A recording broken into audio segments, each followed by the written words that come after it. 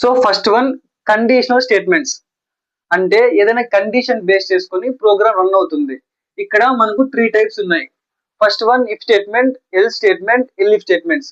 ఇక్కడ మనం ఒక రియల్ టైమ్ ఎగ్జాంపుల్ తీసుకొని ఈ కండిషనల్ స్టేట్మెంట్స్ ఎలా వర్క్ అవుతుందో చూద్దాం. ఆ రియల్ టైమ్ ఎగ్జాంపుల్ ఏమంటే personage, based on personage we are deciding is eligible to vote or not. So vote వేయడానికి హక్కు ఉందా లేదా అని టెస్ట్ చేద్దాం. ఫర్ ఎగ్జాంపుల్ దీనికి ఇప్పుడు కోడ్ రాద్దాం. ఏజ్ ఈక్వల్స్ టు ఇంట్ ఆఫ్ ఇన్పుట్. అంటే ఇక్కడ ఏజ్ మనం ఇన్పుట్ యూజర్ నుంచి ఇన్పుట్ తీసుకుంటున్నాం. ఇంటీజర్ కాబట్టి నేను ఇంట్ ఆఫ్ ఇన్పుట్ అని రాశాను. నెక్స్ట్ చూడండి, ఇఫ్ ఏజ్ గ్రేటర్ దాన్ 18 అంటే ఏజ్ అనేది 18 కంటే పెద్దదైతే మనం ఇక్కడ ప్రింట్ స్టేట్మెంట్ లో ఏం రాస్తామంటే he is eligible to vote. Eligible to vote. So ఇక్కడ చూడండి డబుల్ కోట్స్ క్లోజ్ చేస్తున్నా, అలాగే నేను పేరాంథసిస్ క్లోజ్ చేస్తున్నా. ఇక్కడ డబుల్ కోట్స్ లో ఏమైతే రాస్తామో అది ప్రింట్ అవుతుంది. Next elif statement.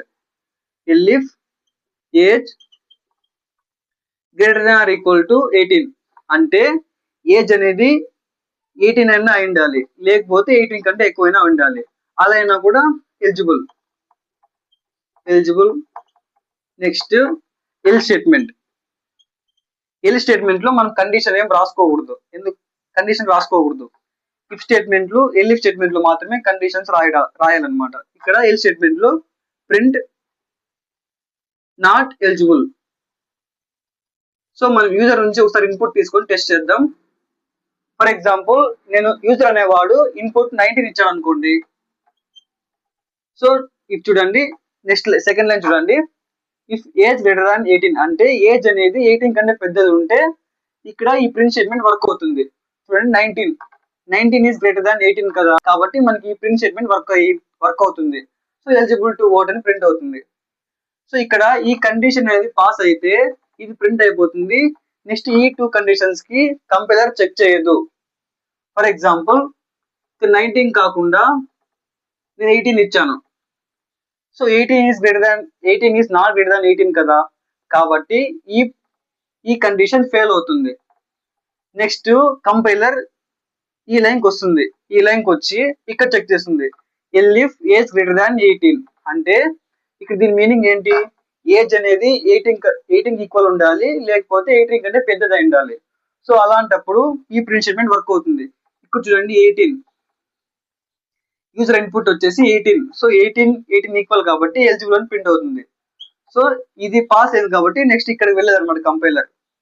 So for example నేను 18 కాకుండా 17 తీసుకున్నా అనుకోండి, ఈ కండిషన్ చెక్ చేస్తుంది. ఇక్కడ దీని మీనింగ్ ఏమి? ఏజ్ అనేది 18 కంటే పెద్దది ఉండాలి, కానీ మనకి 17 తీసుకున్నాం కదా. సో 18 అనేది 17 కంటే పెద్దది కాబట్టి ఈ ప్రింట్ స్టేట్మెంట్ వర్క్ అవ్వదు. ఓకేనా, ఈ కండిషన్ వర్క్ అవ్వదు, ఫెయిల్ అవుతుంది అనమాట. నెక్స్ట్ కంపైలర్ ఈ లైన్కి వస్తుంది. ఈ లైన్కి వచ్చేసి ఇక్కడ చెక్ చేస్తుంది. ఇక్కడ age greater than equal to 18 రాసాము. సో 17 అనేది 18 కంటే చిన్నది కదా, కాబట్టి ఎల్ స్టేట్మెంట్ కూడా ఫెయిల్ అవుతుంది. Next else statement. సో ఈ రెండు ఫెయిల్ అనుకోండి, ఆటోమేటిక్ గా కంపైలర్ ఎల్ స్టేట్మెంట్ లో ఏదైతే ఉందో అది ప్రింట్ అయిపోతుంది అనమాట. సో మనకి ఇక్కడ ఏంటి అవుట్పుట్? ప్రింట్ నాట్ ఎలిజిబుల్ రాసాం కదా, సో నాట్ ఎలిజిబుల్ ప్రింట్ అవుతుంది. సో ఇప్పుడు condition statements if, else, elif ఈ 3 స్టేట్మెంట్స్ యూస్ చేసి ఎలా రాయాలో తెలుసుకున్నారు కదా. Next will move to practical session. Structures లో మనం థియరీ చూసాం కదా, ఇప్పుడు ప్రాక్టికల్ గా తెలుసుకుందాం. కంట్రోల్ స్ట్రక్చర్స్ లో మనకి 3 టైప్స్ అని చెప్పాను కదా. First one conditional statements, second one looping statements, third one jumping statements. So ఈ వీడియోలో మనం కండిషనల్ స్టేట్మెంట్స్ అంటే దాంట్లో కోడ్ వేరేలా తెలుసుకుందాం. సో ఫర్ ఎగ్జాంపుల్ నేను కోడ్ రాస్తాను. ఇప్పుడు ఏజ్ ఈక్వల్స్ టు ఇంట్ ఆఫ్ ఇన్పుట్. ఇక్కడ నేను ఫర్ ఎగ్జాంపుల్ ఏదో ఒకటి రాసుకుంటా, ఎంటర్ యువర్ ఏజ్ అనేసి. మీరు కూడా ఏమన్నా రాసుకోవచ్చు, మీ ఇష్టం అది. ఎంటర్ యువర్ ఏజ్ అంటే మనం యూజర్ దగ్గర నుంచి ఇంటీజర్ ఇన్పుట్ ని ఎక్స్పెక్ట్ చేస్తున్నాం అనమాట. నెక్స్ట్ ఇఫ్ ఏజ్ సింటాక్స్ మనం సింటాక్స్ స్పెల్లింగ్ మిస్టేక్స్ అన్ని కరెక్ట్ గా చూసుకోవాలి, లేకపోతే మనకి ఎర్రర్ చూపిస్తుంది. ఇఫ్ ఏజ్ గ్రేటర్ దాన్ 18 ఇది కూడా పెట్టాలి. అర్థమైందా? Next print eligible to vote అని రాస్తాను నేను. Print eligible to vote. Next elif ఇక్కడ స్పేస్ ఉంది కదా, ఈ స్పేస్ నే మనం ఇండెంటేషన్ అంటాం. This space is called indentation. So ఖచ్చితంగా మనం ఈ స్పేస్ అని మెయింటైన్ చేయాలి, ఒక tab space. So next elif age greater than or equal to 18 ఏమంటున్నా, ప్రింట్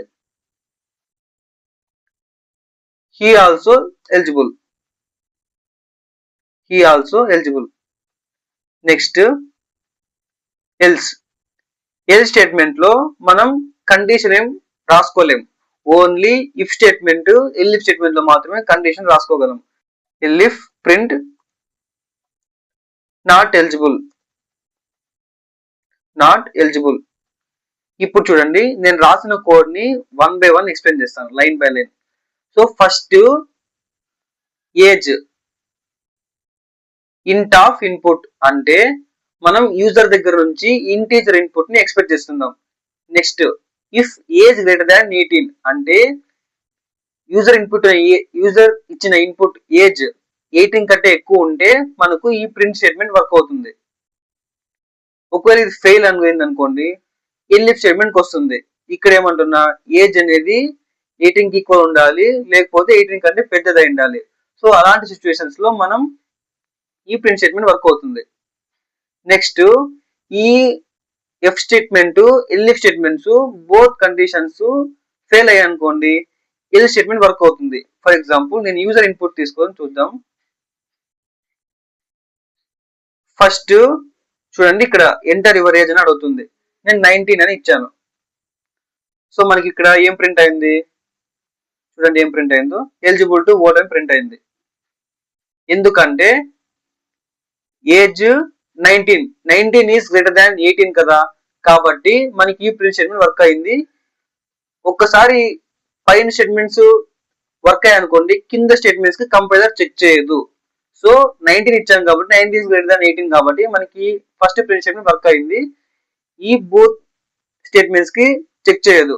నెక్స్ట్ ఫర్ ఎగ్జాంపుల్ ఇక్కడ 19 కాకుండా 18 ఇచ్చాను అనుకోండి, చూడండి ఇక్కడ 80 ఇస్తున్నా, 18 ఇచ్చాను. చూడండి ఇక్కడ ఏమొచ్చింది, ఈజ్ ఆల్సో ఎలిజిబుల్ అని వచ్చింది. ఎందుకు, ఏజ్ అంటే 18 ఈజ్ నాట్ గ్రేటర్ దాన్ 18 కదా, 18 ఈజ్ ఈక్వల్ టు 18 కదా, కాబట్టి మనకు ఈ కండిషన్ ఫెయిల్ అయింది. కాబట్టి నెక్స్ట్ ఈ కండిషన్ ఎలిఫ్ స్టేట్మెంట్ వచ్చింది ఇప్పుడు compiler. So 18 is equal to 18 కాబట్టి హీ ఆల్సో ఎలిజిబుల్ అని మనకు ప్రింట్ అయింది. అర్థమైందా? ఇప్పుడు ఫర్ ఎగ్జాంపుల్ నేను ఇంకోసారి రన్ చేస్తాను. ఇప్పుడు దీన్ని ఇక్కడ 18 కాదు 19 కాదు 16 ఇస్తాను. చూడండి నాట్ ఎలిజిబుల్ అని ప్రింట్ అయింది. ఎందుకు నాట్ ఎలిజిబుల్, ఇక్కడ ఇఫ్ ఏజ్ గ్రేటర్ దాన్ 18 ఉంది కదా, 16 ఈస్ నాట్ గ్రేటర్ దాన్ 18 కదా, కాబట్టి ఈ ప్రింట్ స్టేట్మెంట్ వర్క్ అవ్వదు. నెక్స్ట్ ఎలిఫ్ స్టేట్మెంట్ వస్తుంది. So 16 is not greater than 18 కదా, కాబట్టి ఈ స్టేట్మెంట్ కూడా ఫెయిల్ అవుతుంది. సో ఎప్పుడైతే ఈ బోత్ కండిషన్స్ ఫెయిల్ అవుతే, if condition and elif condition both conditions fail అవుతే మనకు ఆటోమేటిక్ గా ఎల్స్ కండిషన్ లో ఎల్ స్టేట్మెంట్ లో మనకి ఏదైతే ప్రింట్ స్టేట్మెంట్ రాసింటామో, ఇక్కడ డబుల్ కోట్స్ ఏమైతే రాస్తామో అదే మనకు ఆటోమేటిక్ గా ప్రింట్ అయిపోతుంది అనమాట. సో ఇప్పుడు కండిషన్ స్టేట్మెంట్స్ ఎలా యూస్ చేయాలో తెలుసుకున్నారు కదా. సో అర్థమైంది అనుకుంటా అందరికి. ఏమైనా డౌట్స్ ఉంటే మీరు కామెంట్స్ లో మెన్షన్ చేయండి.